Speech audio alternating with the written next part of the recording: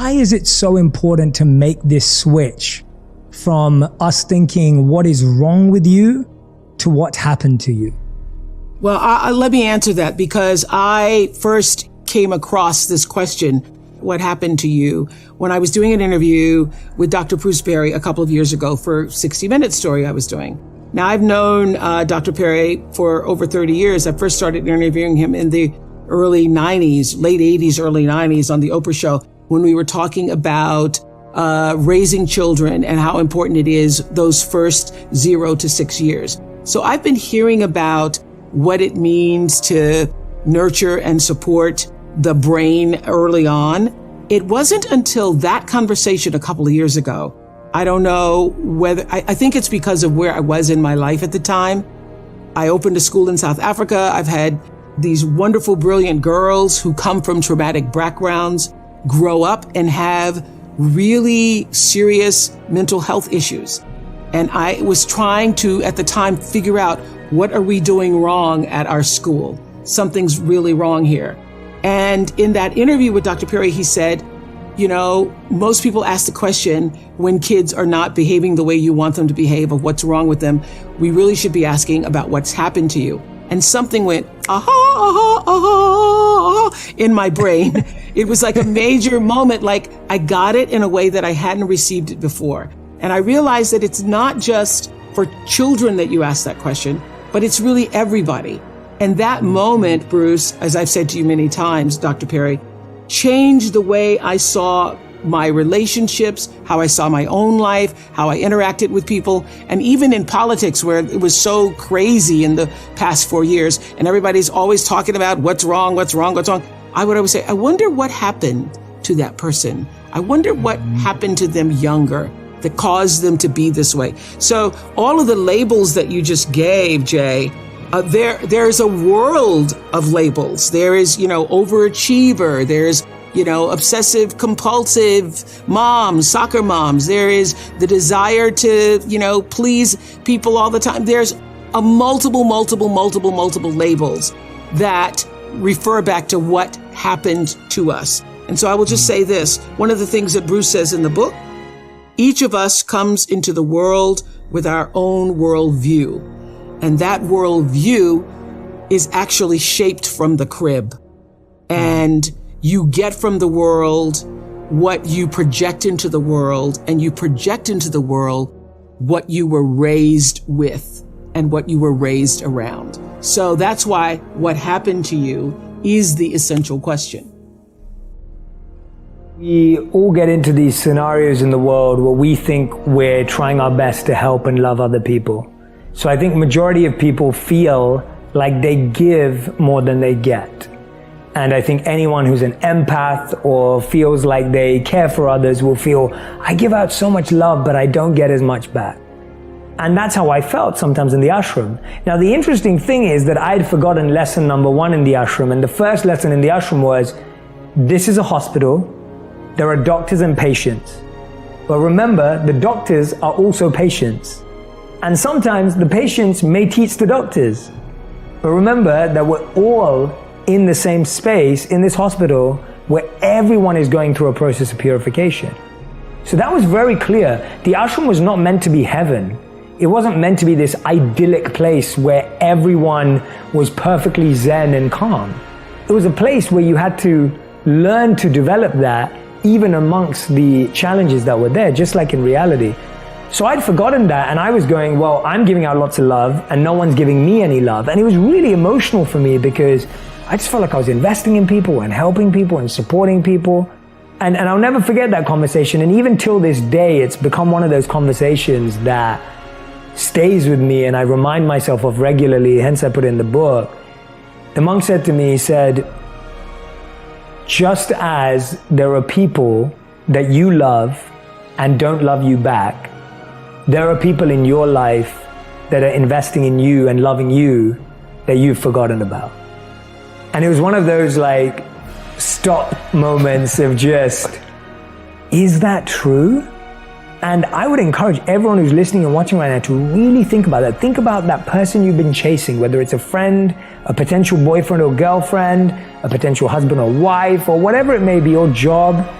And then ask yourself, has someone ever chased you in life? Or has someone ever pursued you in life? Or has someone ever tried to love you in life and you didn't even give them a time of day? The answer is true. I could agree with it. I can completely agree with that. There are people in my life who've done more for me than I could even begin to try and do. And that isn't just parents and family members. I'm talking about people professionally that I just can't repay. And so he spoke about it as a theme called the circle of love, that you will always get the love you give out, you will always get it back. Or whatever you give out, you will always get it back. You just won't get it back from the same people you give it to. And that was really fascinating to me because I also realized that I may have caused hurt to people and they may not have hurt me back. But I've received hurt from people that I never hurt. And so it works both ways, both with hurt and love. And when you see it on both ends, and that's ultimately karma in a tiny nutshell, it's completely grounding in saying, yeah, let me take a real look at my life and where those blind spots are about who I'm not being grateful to, who I'm missing, who I'm not expressing thanks to. The here and now, that's an expression that's achieved an almost, cult-like status in our lexicon. But as in any case, when phrases are used and overused in a culture, sometimes they tend to lose their influence and their impact. And people just sort of toss about the here and the now as a reference in time without actually considering, I think, the magnitude of what those words really represent.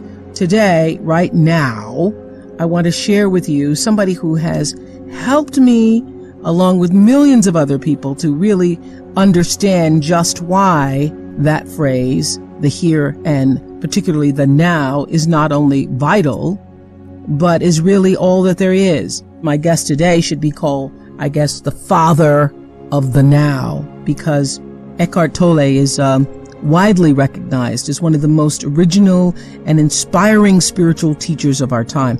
I personally think that you are a prophet, Mr. Tolle. And I was first introduced to your teachings back in the year 2000. Actress Meg Ryan was on my show and she told me about this book. We're in a commercial break. I don't even know how the subject came up, but she mentioned the power of now and how it was really having a big impact on her life. And so I went right out and I got the book right away. And I put it in my magazine as on the O list. And I think I even listed as a favorite thing for Christmas for all of our viewers. The Power of Now, A Guide to Spiritual Enlightenment, would have to be one of the most transformative books in my life. It's always by my bedside, no matter where I am. I carry it with me. Well, I was so moved in the book when you said, in the very beginning of the book, you said, 29 years old, having pondered suicide, you were thinking this, quote, I cannot live with myself any longer. This was the thought that kept repeating itself in my mind. And then suddenly I became aware of what a peculiar thought that was. Am I one or two? If I cannot live with myself, there must be two of me, the I and the self that I cannot live with. Maybe, I thought, only one of them is real. I love this because it's really one of the first times I thought, yeah, that's right. When you say, I'm going to tell myself something, who is the I and who is the self? That's the fundamental question, is it not? Yes, that's right. Most people are not aware that they have a little man or woman in their head that keeps talking and talking. So there's a voice in the head, that's the internal dialogue that most people are completely identified with.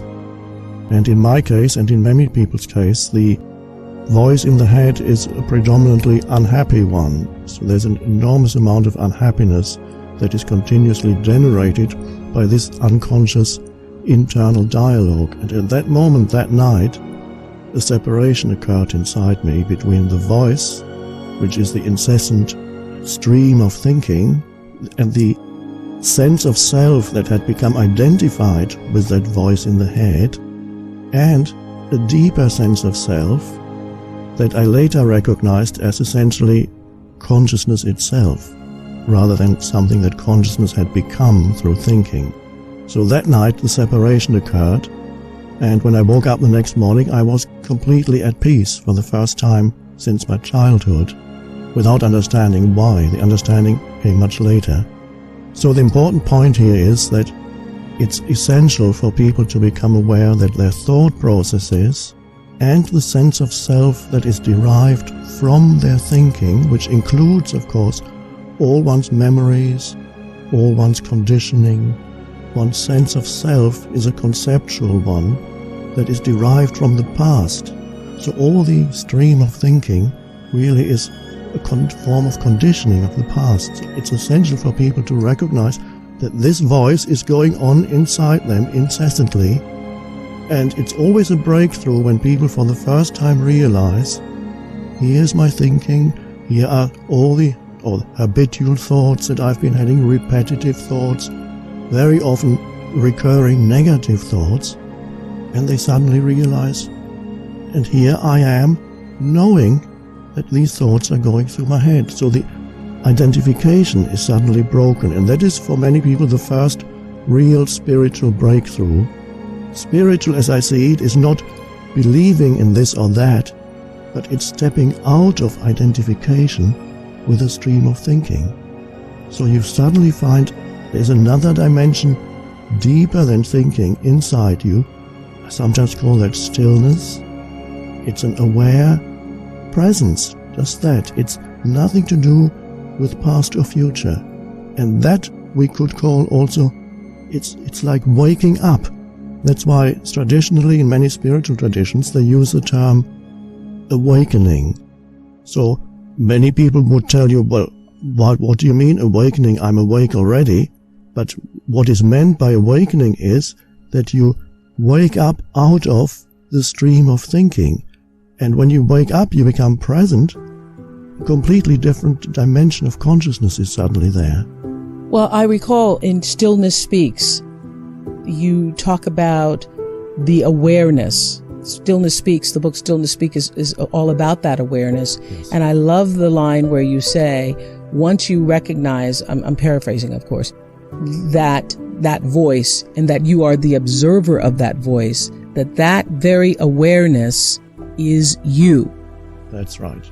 And not the voice. So you recognize as essentially there's something inside you that has its place. It's the stream of thinking. Right. It's connected with the past. Mm-hmm. It contains all your memories. It contains all reactive patterns. It contains old emotions and so on. They're all part of that. But essentially, it is not essentially who you are. And that's an amazing realization. Now, the mind, of course, may then ask, well, then tell me who I am. That's the big question. I'm talking to Eckhart Tolle, author of Power of Now. So what is the answer to that question? Well, the answer to that question is who you are cannot be defined through thinking or through mental labels or mental definitions, because it is beyond that. It is the very sense of beingness or presence that is there when you become conscious of the present moment. It's intrinsically one with what we call the present moment. I sometimes say that some people might find this a little strange, but in essence, you and what we call the present moment at the deepest level are one. Because you are the consciousness out of which everything comes. Every thought comes out of that consciousness that you are. Every thought disappears back into that space of consciousness that you are. So essentially you are a conscious, aware space. And all your sense perceptions, all your thinking, all your emotions happen, they come and go in that aware space. Yeah. Yes.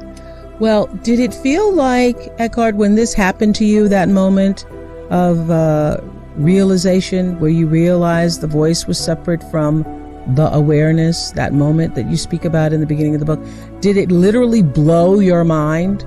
Yes, it did. But I didn't understand it. I just realized suddenly the next day I was at peace, and I remained at peace. There was a deep sense of inner peace, although externally nothing had changed.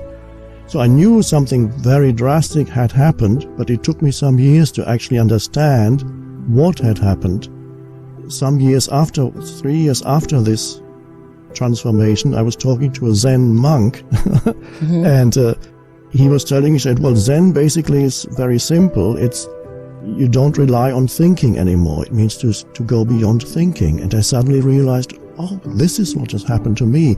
That state that I felt was a state of inner peace was also a state of far less thinking than I had been doing before. All that unhappy thinking, all that repetitive thinking wasn't happening to me anymore. Thinking can also be a powerful and wonderful tool.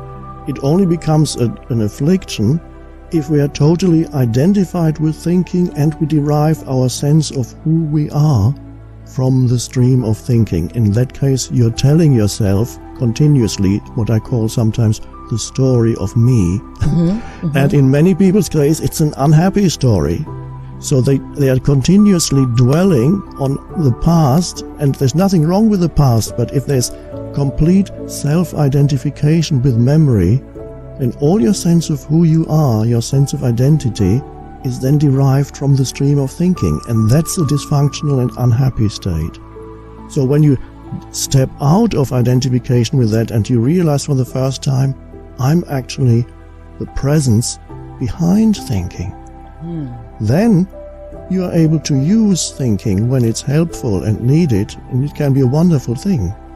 But you're no longer, I'll put it in extreme terms, but it's true, you're no longer then possessed by the thinking mind. The thinking mind is then a servant or a helpful tool which you can use. It's useful for many situations in this world, but you can't find yourself in there. And also, it is, if you can never be beyond the thinking mind, it interferes with relationships. It creates continuous conflict in relationships if there is no sense of space in the relationship. Say that again. If there's no sense of space. No sense of space. That spacious, aware presence that you can bring to the relationship. For example, when you listen to someone, you listen to your partner or you listen to a friend or just an acquaintance, can you be there as the aware space that is listening, or are you, while the other person is speaking, continuously thinking, preparing the next thing you're going to say?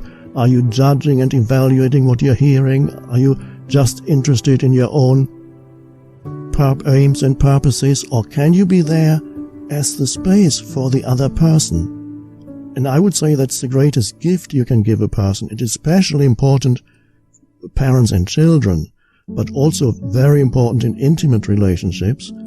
Can you be there as the space, the aware, conscious space for the other person? For example, while you listen to the other person, can you listen in that simple state of alertness in which you're not judging what you're listening to? You're then there as a presence rather than as a person. So there's the deeper level of awareness is there, and that's what I call the space. I was going to say, you offer them that space in which you allow yourself to be connected to whatever it is they are offering. That's right. There's no judgment in that space. That's right. You're not defining the other person, and that's an enormous gift that you can give to another person. You're not imposing mental labels, judgments, definitions on the other person.